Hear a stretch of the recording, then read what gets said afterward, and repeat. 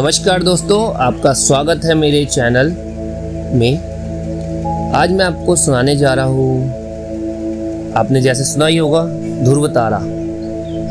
आज हम उन्हीं ध्रुव तारा के बारे में कहानी सुनेंगे। तो ये है भक्त ध्रुव जी की जीवनी। भक्त ध्रुव जी का जन्म राजा उत्तानपाद के महल में हुआ। राजा की दो रानियां थीं। भक्त ध्रुव की माता का नाम सुनीति था।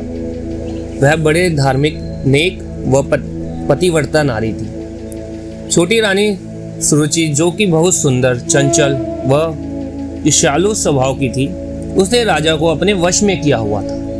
वह उसे अपने महल में ही रखती थी तथा उसका भी एक पुत्र था जिसे राजा बहुत प्यार किया करता था।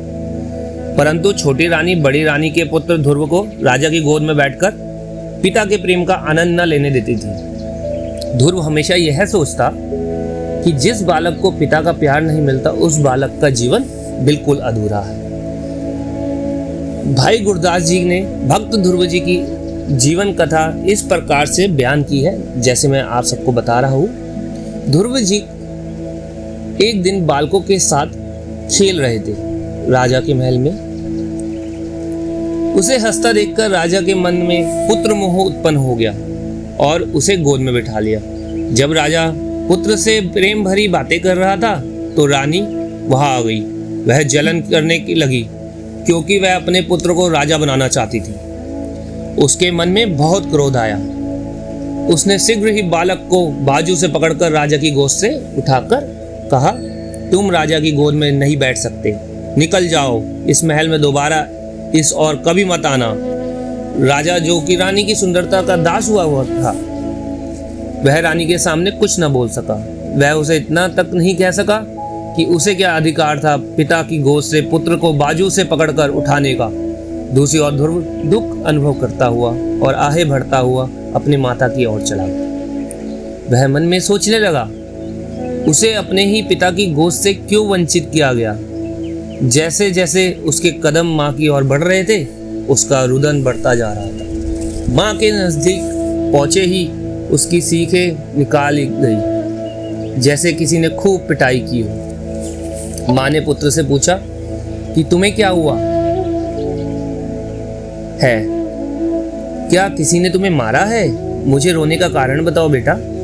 पुत्र ने रोते रोते सारी बात बता दी कि छोटी माँ ने उसके साथ क्या सलूक किया। माँ ने कहा, तुम्हें अपने पिता की गोद में नहीं बैठना चाहिए था। तुम्हारा कोई अधिकार नहीं, कोई अधिकार नहीं मेरे लाल। रानी ने पुत्र को गले से लगा लिया और उसकी आंखों में भी आंसू आ गए। माँ, मुझे सत्य बताओ, तुम रानी हो या दासी, मुझे कुछ पता तो चले। पुत्र, हूँ तो मैं रानी, पर वह चुप कर गई। फिर पिता की गोद में क्यों नहीं बैठ सकता? माँ ने कहा, तुमने भक्ति नहीं की, भक्ति ना करने के कारण तुम्हारी यह दशा हो रही है। राज सुख भक्ति करने वालों को ही प्राप्त होता है। माँ बताओ, मैं क्या करूं जिससे मुझे राज सुख मिले। मुझे कोई राज सिंहासन से ना उठा, कोई ना डांट सके। 7 वर्ष के पुत्र को माँ ने कहा, बेटा परमात्मा की आराधना करनी चाहिए, जिससे राज सुख प्राप्त होता है। माँ का यह उत्तर सुनकर बालक ने कहा, ठीक है माँ, मैं भक्ति करने जा रहा हूँ। तुम तो अभी बहुत छोटे हो और तुम्हारे जाने के बाद मैं क्या करूंगी पुत्र? मुझे पहले ही कोई नहीं पूछता। रात हो गई पर ध्रुव को नींद न आई। उसके आगे वही छोटी माँ के दृश्य घूमने लगे। वह बेचैन होकर उठकर बैठ गया। सोई हुई माँ को देखकर राजमहल त्याग देने का इरादा और भी दृढ़ हो गया था। भयानक जंगल में वह निर्भयता से चलता गया। शेर और बघेल दहाड़ रहे थे, परंतु वह तनिक भी न डरा। उसका मासूम हृदय पुकारने लगा, है ईश्वर, मैं आ रहा हूँ। मैं अपना नाम नहीं जानता, मैं नहीं जानता कि आप कहाँ है। वह थककर धरती पर बैठ गया और उसे नींद आ गई। आँख खुली तो सुबह हो चुकी थी। उसने पानी पिया और कहना शुरू किया, ईश्वर ईश्वर, मैं आया हूँ। आवाज सुनते ही नारद मुनि आ गए। बालक ने पूछा, क्या आप भगवान हैं? नारद ने उत्तर दिया, नहीं, मैं ईश्वर नहीं। ईश्वर तो बहुत दूर रहते हैं। ध्रुव, मैं क्यों नहीं जा सकता? नारद, तुम्हारी आयु बहुत छोटी है पुत्र, तुम राजा के पुत्र हो। मार्ग में भयानक जंगल है, भूत प्रेत है जो तुम्हें खा जाएंगे। भूख, प्यास, बिजली, बारिश, शीत तथा गर्मी आदि तुम्हारा शरीर सहन नहीं कर सकता। आओ मैं तुम्हें तुम्हारे पिता के पास ले चलूं। तुम्हें आधा राज दे देगा। ध्रुव हंस पड़ा। आधा राज? अभी मैं परमात्मा के दर्शन करने जा रहा हूँ, अगर दर्शन कर लूंगा आधा राज तो क्या, पूरा राज अवश्य मिल जाएगा। उसने नारद से कहा, मैं नहीं जानता कि आप कौन हैं। आप मुझे परमात्मा की भक्ति से रोक रहे हो तो आप मेरे दुश्मन हुए। आपके लिए केवल यही अच्छा है कि आप यहाँ से चले जाओ। मुझे कोई भूत प्रेत खाए इससे आपको क्या। बालक के दृढ़ विश्वास को देखकर नारद ने उपदेश दिया, ठीक है तुम कोई महान आत्मा हो, इसलिए यह मंत्र याद कर लो, कोई विघ्न नहीं पड़ेगा, तुम्हारे सारे कार्य पूरे होंगे। ओम नमो भगवते वासुदेवाय नमः। और आंखें बंद कर कर केशव, कलेश, हरि का ध्यान करते रहना। दूसरी ओर माँ सुनीति जाग गई। महल में शोर मच गया। माँ की आंखों के आगे अंधेरा छा गया और सिर के बाल गले में अपने आप ही बिखर गए। राजा ने छोटी रानी ने यह कहकर रोक दिया कि उसने कोई चालाकी की होगी। यह सुनकर राजा रुक गया।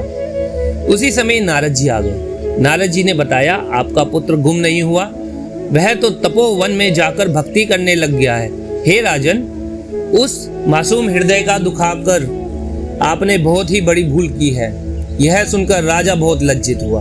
उसने नारद से कहा, आप उसे वापस ले आए, मैं उसे आधा राज दे दूंगा, लेकिन मैं यह नहीं देख सकता कि मेरा पुत्र भूख प्यास से मरे। नारद ने उत्तर दिया, वह आएगा नहीं, अवश्य तपस्या करेगा।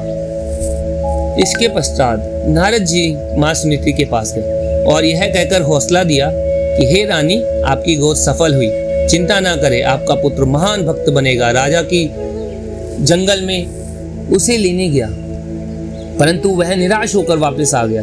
राजा ने जाने से ध्रुव का विश्वास और दृढ़ हो गया कि भक्ति करना उचित है। इंद्र देवता ने माया के कड़े चमत्कार दिखाए और अंत में एक दानव को भी भेजा। उसने अंधेरी, बारिश, ओले, वृक्ष गिराए और धरती को हिला दिया, परंतु ध्रुव बैठा रहा। उसने इंद्र को ही भयभीत कर दिया। इंद्र विष्णु भगवान के पास आया और कहने लगा, प्रभु ध्रुव तपस्या कर रहा है कहीं। इंद्र की बात पूरी न हुई, परंतु विष्णु भगवान सारी बात समझ गए और कहने लगे, उसकी इच्छा तुम्हारा राज लेने का नहीं है, वह तो अपने परमात्मा का ध्यान कर रहा है, उसे ऊंची पदवी व संसार की प्रसिद्धि प्राप्त होगी। भगवान ने वैसा ही रूप धारण किया जैसा ध्रुव ने सोचा था। ध्रुव भगवान के दर्शन करके बहुत प्रसन्न हुआ। उसकी प्रसन्नता देखकर श्री हरि ने वचन किया, घोर तपस्या द्वारा तुमने सारा मन मोह लिया है। जब तक सृष्टि है तब तक तुम्हारी भक्ति व नाम प्रसिद्ध रहेगा। जाओ राजा, सुख प्राप्त होगा तुम्हें और तुम्हारा सदा अमर रहेगा नाम। यह वर देकर भक्त को घर भेजकर भगवान विष्णु अपने आसन की ओर चल पड़े। राजा स्वयं रथ लेकर अपने पुत्र का स्वागत करने के लिए खुशी से आया। प्रजा में ने मंगलाचार व खुशी मनाई। राजा ने अपना सारा शासन उसे सौंप दिया। श्री हरि के वरदान से ध्रुव का नाम राज करने के संसार में अमर हो गया। आज उसे ध्रुव तारे के नाम से याद किया जाता है। वह जीवन का एक अमिट और अडोल केंद्र है। तो कैसी लगी आपको ये वीडियो मेरे दोस्तों? और बाकी वीडियो के लिए मेरे चैनल को सब्सक्राइब करना ना भूलें। धन्यवाद।